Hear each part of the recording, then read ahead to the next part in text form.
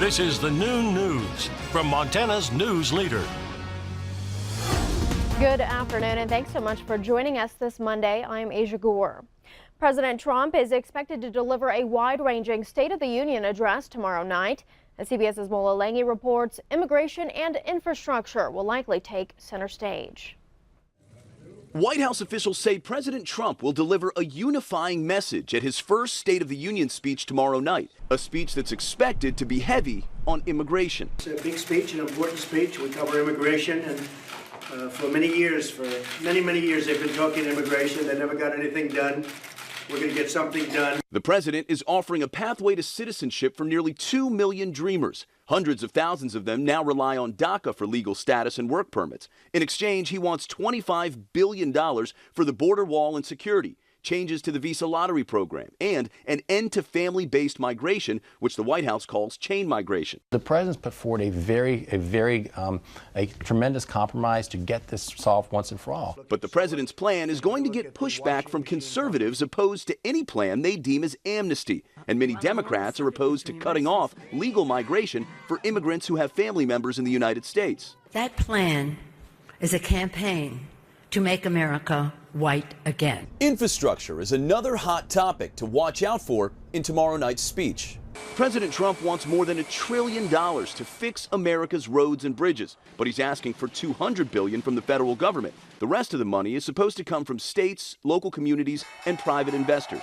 I think it's very realistic to leverage those dollars. I think as we continue to roll back the regulatory front, there'll be more private investment coming in. Infrastructure is expected to get bipartisan support, but the details will be heavily debated. Mola Lange, CBS News, the White House.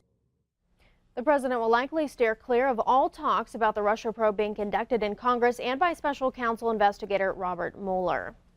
The former Milwaukee County sheriff, nationally known for his support of President Trump, will speak at this year's Yellowstone GOP dinner. In consistent fashion with David A. Clark Jr.'s persona, the event is titled "Let's Have a Ball and Build a Wall." Clark was recently blocked on Twitter after posting a violent tweet about the media. Tickets for the Lincoln Reagan dinner go on sale March 9th and range from $25 to $1,000. This year's event will be held at the Swift River Ranch in Billings. Congressman Greg Gianforte and Republican Senate candidates will attend.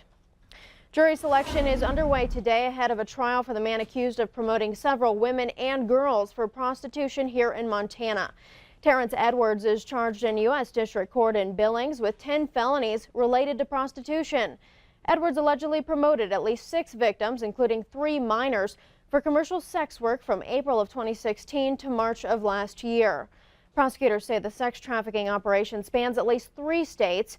Edwards was arrested in Billings after a 22-year-old Polson woman said Edwards forced her into prostitution. Trial is expected to last 8 days. The death of a man from Circle is under investigation today after he crashed his pickup truck. The Montana Highway Patrol says the 22-year-old man was driving northwest of Circle Sunday morning when he failed to negotiate a curve. The truck slid, overturned in a ditch, and ejected the driver. We're told he was not wearing a seatbelt. MHP says speed and alcohol are possible factors in the crash. The victim's name has not been released.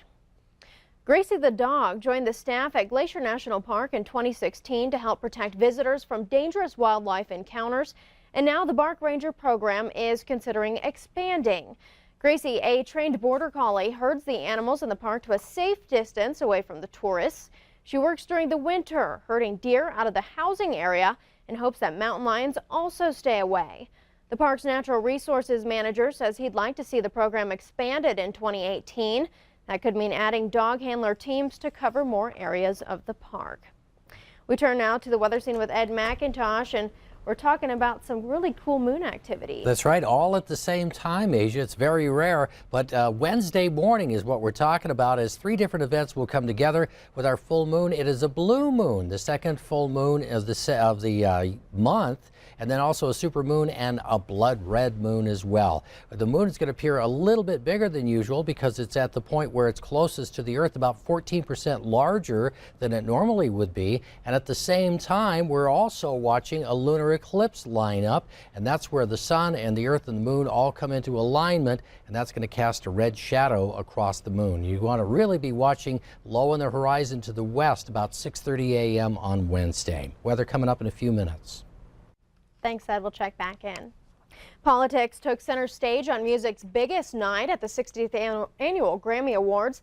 Not just the songs, but the speeches as well. CBS's Laura Podesta reports.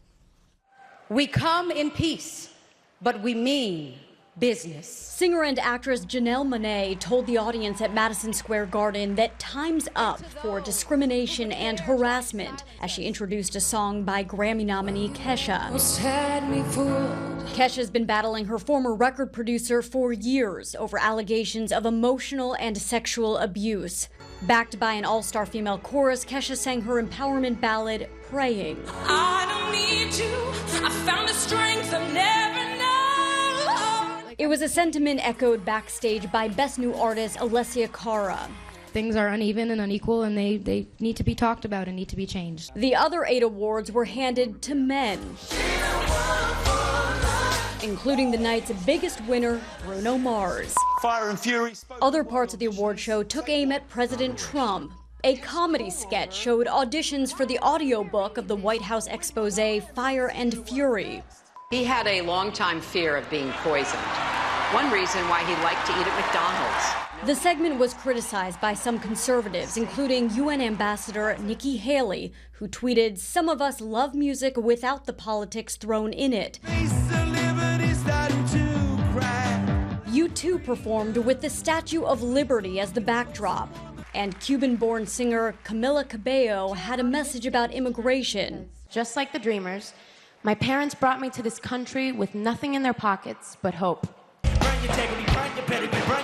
And multiple Grammy winner Kendrick Lamar ended his performance with images of violence against African Americans.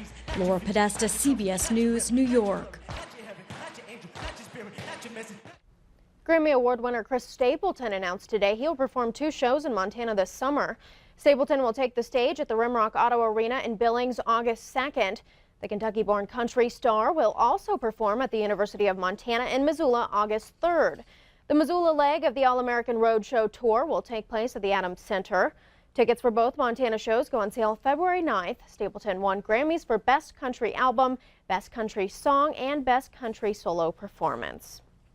Still ahead on the new news, authorities may have a motive for the deadly mass shooting in Pennsylvania. Details when we come back. First, Ed has our weather forecast. Stay tuned.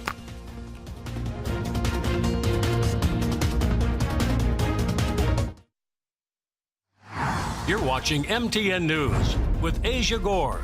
Storm